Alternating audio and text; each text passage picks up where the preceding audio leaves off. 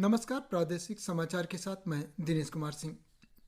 प्रधानमंत्री नरेंद्र मोदी ने कहा कि आज देश का कोना कोना विकसित भारत तथा आत्मनिर्भरता की भावना के कारण आत्मविश्वास से सराबोर है। आज मन की बात कार्यक्रम की 108वीं कड़ी में उन्होंने देशवासियों से इस भावना को वर्ष 2024 में भी बनाए रखने की अपील की। प्रधानमंत्री ने कहा कि जब भारत विकसित होगा, इसका सबसे अधिक लाभ युवाओं को ही होगा, लेकिन युवाओं को इसका लाभ तब और ज़्यादा होगा जब वे फिट होंगे। भारत की उपलब्धि हर भारतवासी की उपलब्धि है और हमें पंच प्राणों का ध्यान में रखते हुए भारत के विकास के लिए निरंतर जुटे रहना होगा। उन्होंने कहा कि राष्ट्र प्रथम से बढ़कर कोई मंत्र नहीं है और इसी मंत्र पर चलते हुए हम भारतीय अपने देश को विकसित और आत्मनिर्भर बनाएंगे। प्रधानमंत्री ने देशवासियों को नव वर्ष 2024 की शुभकामनाएं दी। उन्होंने प्रार्थना की है कि हम सब सफलता के नई ऊंचाई पर पहुंचे, स्वस्थ रहें, फिट रहें और खूब आनंद से रहें। प्रधानमंत्री नरेंद्र मोदी ने कहा कि बदलते समय में हमें अपनी भाषाएं भी बचानी है और उनका संवर्धन भी करना है। मन की बात कार्यक्रम में पीएम मोदी ने झारखंड के एक आदिवासी गांव की चर्चा की, जिसने बच्चों को मातृभाषा में शिक्षा देने के लिए अनूठी पहल की है। श्री मोदी ने कहा कि अपनी भाषा में पढ़ाई की वजह से इस गाँव के बच्चों में सीखने की गति भी तेज हो गई है। उन्होंने कहा कि देश में कई बच्चे भाषा की मुश्किलों की वजह से पढ़ाई बीच में ही छोड़ देते हैं। ऐसी परेशानियों को दूर करने में नई राष्ट्रीय शिक्षा नीति से भी मदद मिल रही है। प्रधानमंत्री ने कहा कि एआई तकनीक के उपयोग से रियल टाइम में लोग अन्य भाषाओं में चल रहे कार्यक्रमों को अपनी भाषा में सुन सकेंगे।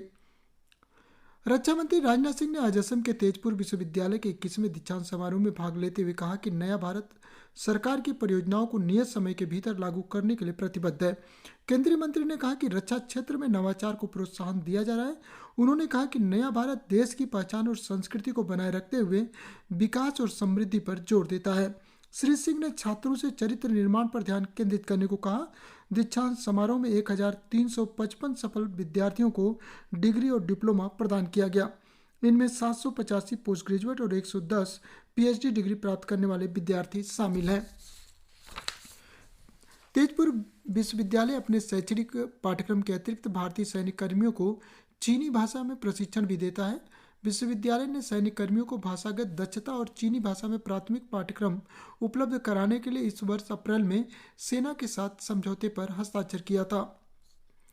राज्य भर में आज दोनी पोलो डे परंपरा और उल्लास के साथ मनाया जा रहा है। तानी समुदाय के लोगों के इस प्रमुख पर्व में दोनी अर्थात सूर्य और पोलो यानी चंद्रमा की पूजा की जाती है। राज्यपाल लेफ्टिनेंट जनरल रिटायर्ड केटी पटनायक, मुख्यमंत्री पेमा खांडू, उप मुख्यमंत्री चौना मेन और केंद्रीय मंत्री किरेन रिजिजू ने प्रदेश के लोगों को दोनी पोलो डे की शुभकामनाएं देते हुए कहा है कि यह दिन अपनी सांस्कृतिक विरासत को प्रदर्शित करने और अपने पूर्वजों के विश्वास से जुड़ने का महत्वपूर्ण अवसर है। इस सियांग जिले के कीट में स्थित दोनी पोलो एलम केबांग गांगिंग में आयोजित उत्सव समारोह में जिला परिषद अध्यक्ष ओलेन रोमे, ईटानगर राजधानी क्षेत्र के जिला चिकित्सा अधिकारी मनदीप परमे सहित कई गणमान्य व्यक्ति मौजूद थे। अरुणाचल प्रदेश सरकार ने राज्य में पावर इंफ्रास्ट्रक्चर को मजबूत करने की दिशा में एक महत्वपूर्ण कदम उठाते हुए लोहित रिवर बेसिन में 1200 मेगावाट क्षमता के कलाई 2 हाइड्रो इलेक्ट्रिक प्रोजेक्ट के संबंध में Tehri hydro power development corporation India limited के साथ एक समझौता किया है। इस परियोजना से अरुणाचल प्रदेश के युवाओं को रोजगार, राज्य की विकास गतिविधियों में तेजी लाने के साथ ही देश की ऊर्जा जरूरतों को पूरा करने में भी मदद मिलेगी। इस परियोजना के पूरा होने पर अरुणाचल को हर साल 300 करोड़ रुपए की फ्री पावर और 25 करोड़ रुपए लोकल एरिया डेवलपमेंट फंड के लिए मिलेगा।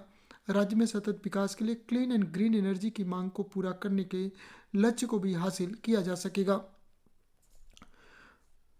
राज्य में प्रत्येक लाभार्थी का सरकार की योजनाओं के लिए पंजीकरण के लक्ष्य को लेकर विकसित भारत संकल्प यात्रा निकाली जा रही है। वेस्ट सियांग जिले के ओल्ड रिमे विलेज में विकसित भारत संकल्प यात्रा के दौरान 300 से अधिक नागरिकों को सरकार की विभिन्न योजनाओं का लाभ प्रदान किया गया। तवांग जिले के लुंगला सब डिवीजन के गुंगसे, सांगर, नामसेरिंग ग्राम पंचायतों में इस यात्रा के तहत लोगों को कल्याणकारी योजनाओं के बारे में जागरूक किया गया। उप मुख्यमंत्री चौना मेन ने कहा है कि राज्य सरकार युवाओं के बेहतर भविष्य के लिए विभिन्न योजनाओं के माध्यम से शिक्षा क्षेत्र में जरूरी सुविधाओं के विकास और शिक्षकों के प्रशिक्षण को प्राथमिकता दे रही है। इसी के साथ ये समाचार बुलेटिन समाप्त हुआ। आप सभी को आकाशवाणी केंद्र ईटानगर की तरफ से नववर्ष की हार्दिक शुभकामनाएं। नमस्कार।